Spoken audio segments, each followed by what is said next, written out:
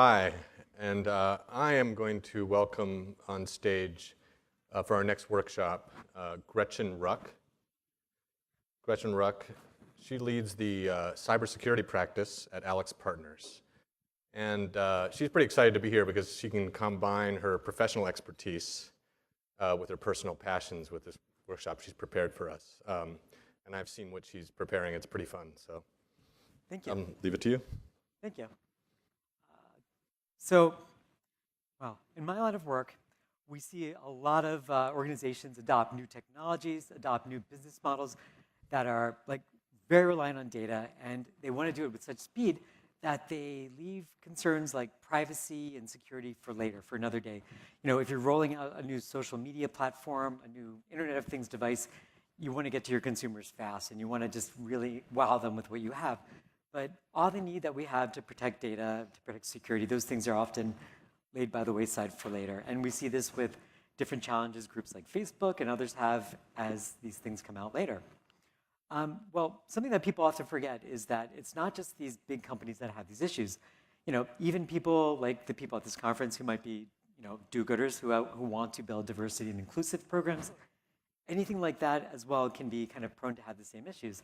If you're relying on data for a new initiative, in your exuberance to really build that program, you need to remember who your constituents are and what it is you need to do to protect them. And so we're going to kind of talk about that today because there's a lot of need to gather data on LGBT people. We want to know where they are. We want to know what they're doing. It helps us to provide better benefits and better support for the underserved community. But in doing so, we just need to remember who they are and we have to protect their rights. So we're going to dedicate the session to playing a game. This game is called This or That. It's really a simple game. Welcome. It is a game show, so everybody's got to participate. Everybody in the room, I'm going to invite you to do that in a minute. And folks who are watching remotely as well, please join us in doing this game. So this game is really simple. We're going to go through 3 scenarios. For each one, you have to choose this or that. That's it, 2 options. And each scenario is going to present basically a misuse of data, a cybersecurity issue, something that's gone wrong. And you're going to be a decision maker. You're going to be, for example, maybe the head of HR or somebody else who has to decide which path. And neither path is wonderful. It's going to lead you down kind of the road of, well, which is the least horrible. And we've provided some guidance on what kinds of things you should consider for which to suggest as far as, is it going to hurt the person affected? Is it going to have long-term implications for your company? Is it going to be expensive to fix? So these things should be part of your consideration. So let's introduce the first scenario. So in this case, what we're going to look at is whether this is a misuse of social media data. So again, we're going to go through these pretty quickly. And I think it'll be pretty obvious in a second like what the voting is all about. So in this case, what we're having is somebody's coming in for an interview, and you guys are a new recruiter who just joined an organization. You found out that this new candidate you have, who's a referral from an existing candidate, is coming in soon. They're going to be in a different office than the person referring them. And the person who referred them, you've heard they're gay. And so out of curiosity, you go to social media, you go to Facebook, and you go read through what they have out there to see, do you think that they're maybe gay too? So you find out that they are. And while you're on social media, you find out that some of the interviewers maybe not so gay-friendly. And it gives you some concern about the experience that this person's going to have. So before we go on to your options, I'm going to ask you guys to do something for me. Something that you don't usually get asked to do in public. Something that usually you do it at home, but here I'm going to ask you to do it just this one time. Never again. Don't tell anybody, but I want you to pull your phones out. Here's my phone. So mine's probably bigger than yours. No judgment. But this was actually my first phone from many years ago. It does not work anymore because I think I threw out the charger in the 90s. But I want you to have your phones ready because in a minute, we're going to give you some scenarios and you're going to have to vote. And it's going to be text message voting. It's just like American Idol. You're going to give you a number you have to text to. You have to choose which item to choose. And just like American Idol, you have to choose the lesser of the 2 evils. So so with the scenario we gave, we were talking about a new recruit coming in. So armed with the knowledge that they're likely gay and that some people at this facility may not be as gay-friendly as you'd like, you've got the choice of either doing what you think is right and this is up to you guys as the recruiter, of respecting their identity, which means prompting everybody, letting all the interviewers and the receptionists know this person is gay, putting out some materials about your ERG program so that folks can feel comfortable that your company is supportive.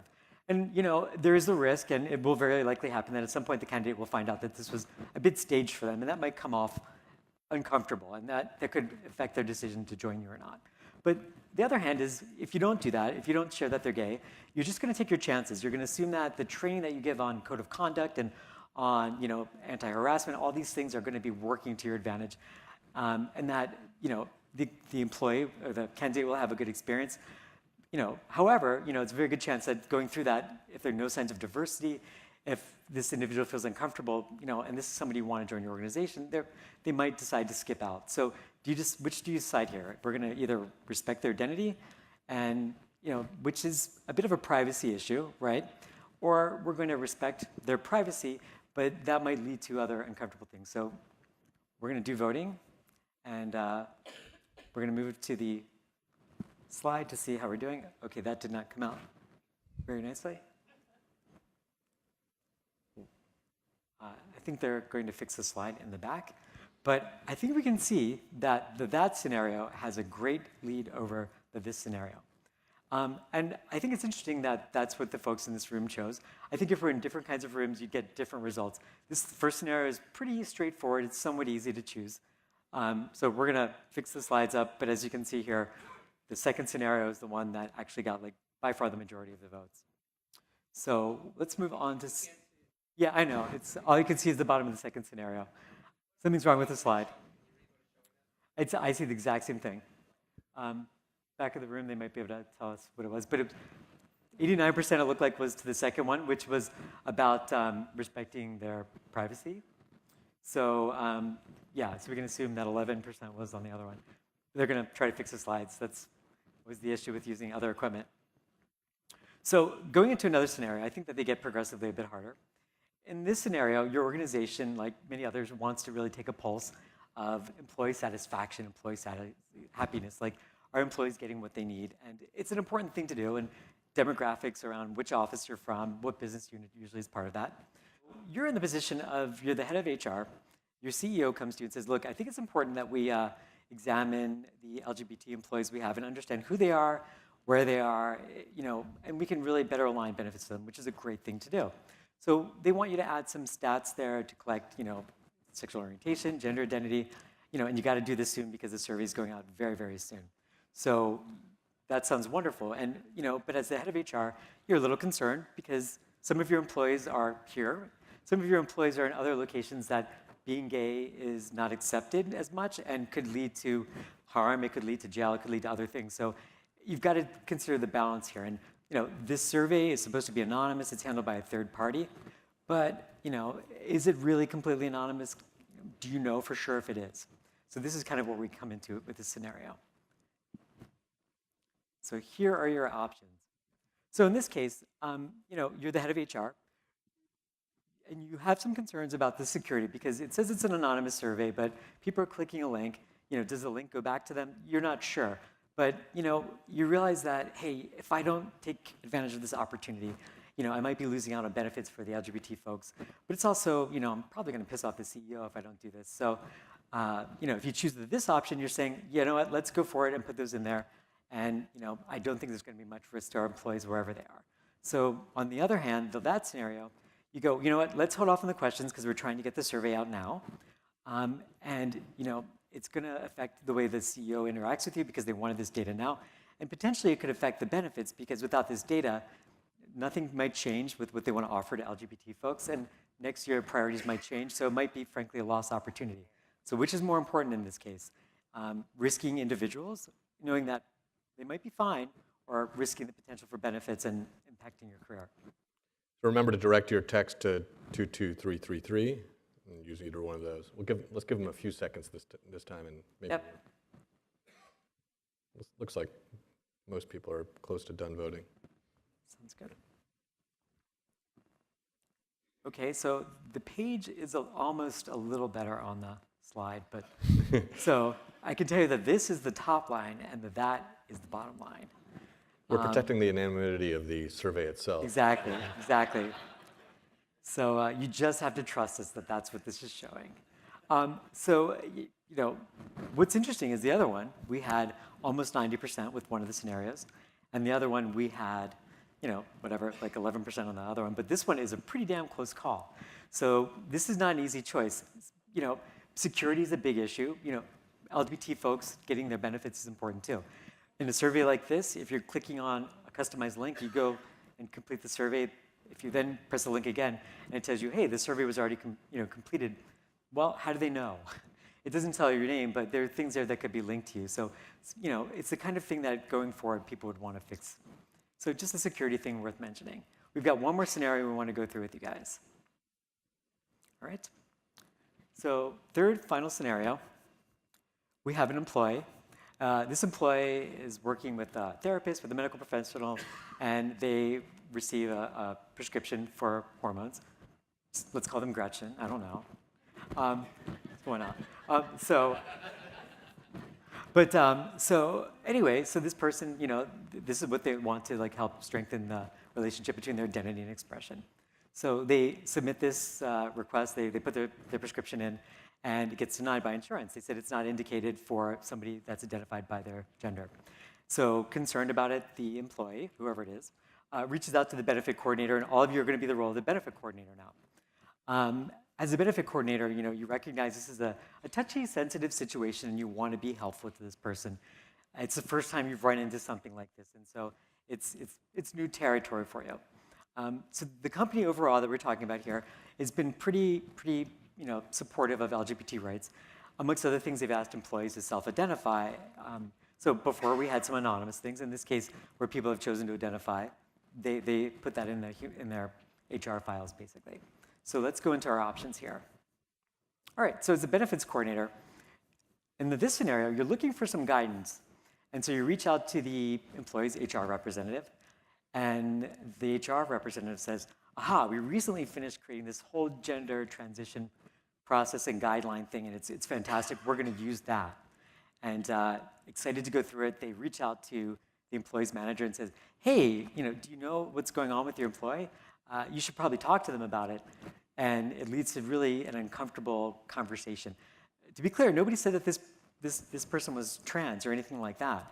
So nobody said there's a transition, but sometimes, you know, if you have a hammer, things look like a nail, and that's kind of what's possibly happening there. So in that scenario, you're looking for help, but you know what, you decide that, you know, I know that privacy is important for this person. I'm not going to reach out to anyone. I'm going to help resolve the issue, but I'm then going to update the gender marker on the person's human resource file. I'm going to switch it from F to M. I'm going to put trans in for their self-identification. What's the harm, right? So, you know, they just do this quietly, and later on, these things propagate through to other systems and creates problems for this person. But so which is less troublesome, having your privacy violated because you're sticking to this policy, or really having your data changed to a point that it really doesn't maybe align with you, but it doesn't really necessarily get through to other people that work with you, which is the situation you'd prefer. Is there a C? There is a C. The C is don't put yourself in the situation. C? So when we go through these, that's a very good point, and it should be painful either way. It's like if you're a kid and you're playing the game, like, would you rather? And there are bad options all around. Would you rather slide down a razor blade into rubbing alcohol or clean a crocodile's teeth with a toothpick? You know, I don't want to do either of those. No, I know, but you have to choose.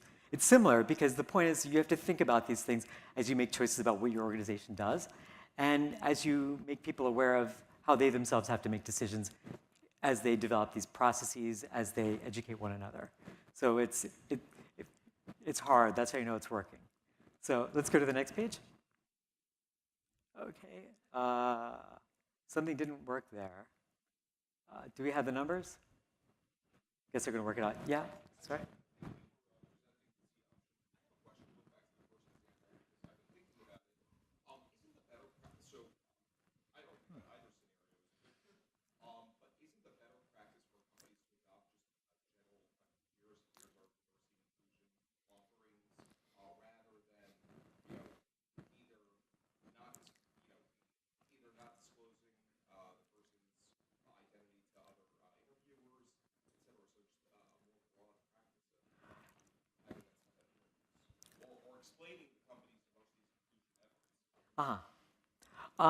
So yes.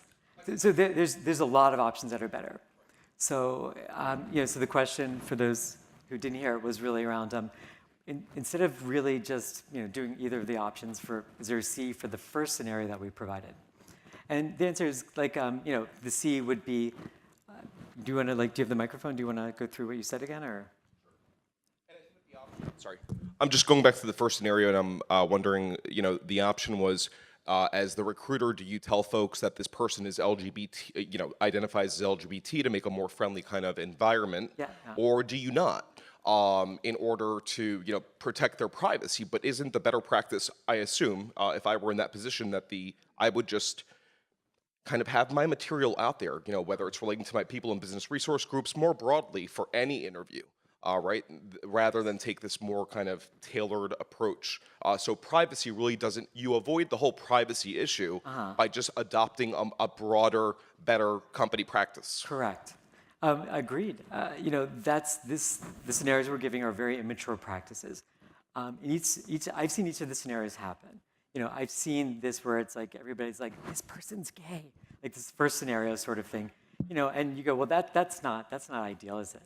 And it really isn't. But that's why we're giving these scenarios, because I agree with what you're saying. That would absolutely help avoid these kinds of things. There are a lot of options, like demonstrating diversity overall would be fantastic. Where we think it's applicable personal choice. As far as like, do you want to share your identification with us, et cetera? Like, is that something important to you? I mean, there are a lot of things you could do that would be much more mature choices than we have here. So if you've been watching these bars like zigzag up and down a bit, I guess like the internet must be slow and it's catching up finally. But whether it's actually 50% or give or take, this isn't like a presidential election.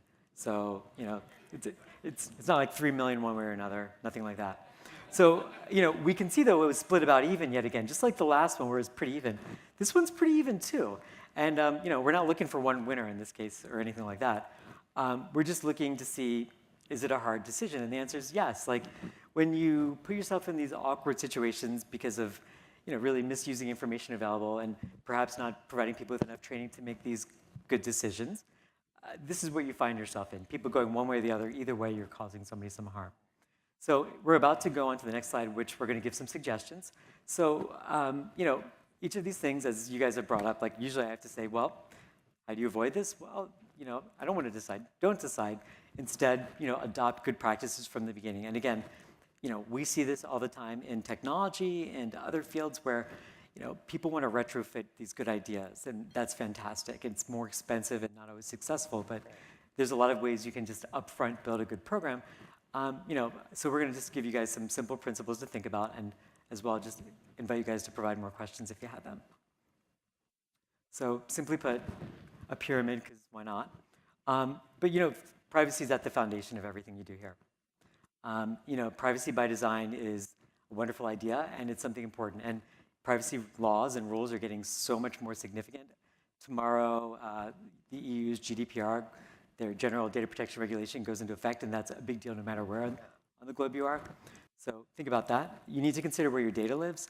So you might think about self-identification data as being more or less privileged than other kinds of data, but you have to think about, well, where is the data? Who sees it? Where does it go? Who shares it? Because does everybody need this stuff? Respect. I mean, diversity and inclusiveness are great. Our company has a program, for example, we call it DIPR, diversity, inclusiveness, and personal respect. And that's an important part of it, because respect means giving people choice and being transparent. If you're not sure what they need, or you need to ask. If you think that they're uncomfortable with what's going on, we don't want a black box. Make sure that people are aware of what their options are. Trust. Everything is built on a model of trust. Like in security, we use trust to describe, how you classify data, how you segment your organization. And trust is important here too, because it gives people options and gives clear definitions for everything you're doing. So you want to make sure that there's a way to trust people and that they go, I know you're going to take care of my vital information end to end, everything you do with it. And so risk, it's a big part of our business, and it's a big part of this too. You can train people what to do and not to do. Here's the policy, here's a procedure, follow it. Sometimes it doesn't work, so you have to teach people how to spot a risk. So you go, well, when it doesn't hit these exact scenarios, what do I do? well, if it's going to harm somebody, it's probably a bad idea. Or who do you go to for help? I mean, these are all about what risk is and providing people the least amount of access. Because somebody's doing payroll, they might not need information about somebody's orientation. So just because they're in HR, don't give them that access if they don't need it. And then finally, value. We always forget that data is an asset. Data, I think, by market value overall is more valuable than oil nowadays. So, before you give somebody your data, think about, what am I getting in exchange? I'm giving you my data, I'm sharing it because what? What am I getting? We all want a free email account. Yeah, free. Nothing's free. You're giving something up, and you have to remember that and make that choice wisely. Again, sometimes you give it up knowing that somebody's going to be using your data for ads, but that's where it comes to risk. You need to make these choices based on what you think is appropriate for yourself. So with that, I want to open it up to questions anybody has. So do we have questions? So the point of that, as you could see, is to actually get through these scenarios, the idea is to actually never put yourself in the situation to have to be in those scenarios, if you can, by building these policies. We have a question back there. Hi, Carrie Kazachik from United Technologies. I recently had a colleague at another company reach out to me because she was hiring a person who identified as female but was visibly trans, in her opinion, and the person's mother actually works at the company and confirmed, yes, my daughter is trans. However, the daughter did not disclose during the interview or any other kind of process, and my colleague, as an HR manager, is really concerned about, do we do some preliminary training with her work team and say, you may have questions about this person's gender, this is what you should and should not do, or is that violating her privacy? Because there's a risk that if they don't address it up front, the team could react in a way that is not compliant or inclusive, but if they do address it up front, they could be violating privacy. I'm going to write myself a note. That's going to be the fourth scenario. Okay. let me just put it on my smartphone here. But no, that's fantastic. I wish you had done this instead of me. So, I mean, does anybody want to give her an answer? I mean, please. It's the person's story to tell. No one else can tell anyone who she is. So I think you could do some like company-wide, trans-friendly education or something like that, so that it's not directed towards that team as a way of just kind of educating the whole community, because most likely they'll need it anyway. Well, I mean, you can do it, yeah, but you could do it after she gets there. I mean, I think just showing that you support that community, whether it's for her or anyone else, would be, but I think you have to have that person. We literally just had one of our member companies come to us with almost the same scenario, and they were about to talk to this person about it, but they hadn't come to her. And like, no, you can't do that. Well, so I think that's something really to think about. It's that person's story to tell, not anyone else's. So I think that's very much true. And like the last page is gone from up there, but one of the things that I think is, again, very important is transparency and choice. So if you've got this concern like that, sometimes just reaching out to that individual and saying, I understand from your mother, like it's a confidential one-on-one conversation, that you're trans. Would you be comfortable if we did this, or because again, it's making the situation transparent. It's providing them options. Some people go, wow, I'm so glad you asked. That would be great. I'd really appreciate that. And literally, I mean, I'm aware of trans folks who really wanted this to be kind of set up before they got there, and they wanted people to be aware of it. I've had others that are very much thinking otherwise. So let's see if we can get one more question in before the end of our session, our workshop here. Or we'll let Gretchen kind of wrap up here, if you'd like. Does anyone want to get a question in? Okay, Gretchen. Well, so coming up with these scenarios, coming up with these ideas was easy, unfortunately. I wish it was harder to think about real life examples that we've all seen, but it's not. We came up with like 7 or 8 that were pretty obvious, and then we whittled it down to 3 we thought were good. If this is material you guys find helpful, like come find me, and I'd be happy to share this with folks who want it. I think it's important to take folks through this journey and help them understand why it's so important. You can tell them to do these things, but again, until they can understand why it's so hard, it's hard sometimes for them to think about it themselves. But thank you for coming, and I hope you enjoyed the session.